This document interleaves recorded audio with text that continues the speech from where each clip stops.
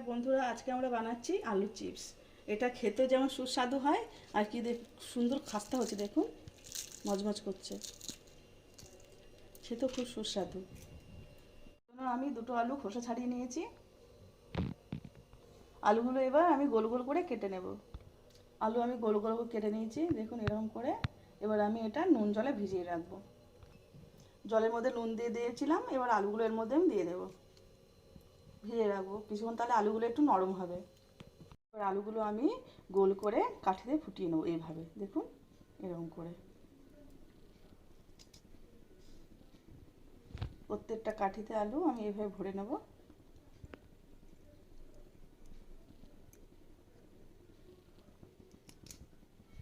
এরকম করে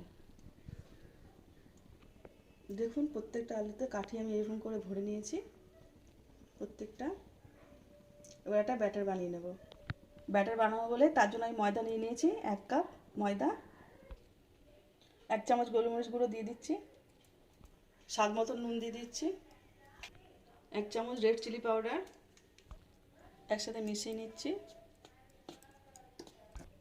সব মশলা একসঙ্গে মিশিয়ে নিচ্ছি। এবার জল দিয়ে ব্যাটার বানিয়ে নেব।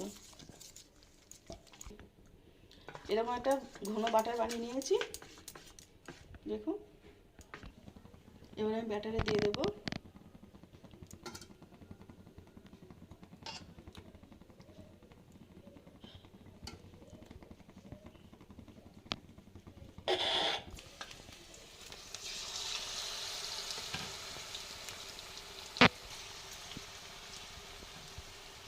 এরকম লাল লাল করে ভেজে নেব। লাল লাল করে ভেজে নিয়েছি, এবার এগুলো আমি তুলে নেব। দেখুন কি সুন্দর লাল লাল করে ভেজে নিয়েছি, খুব সহজে বানানো হয়ে গেছে।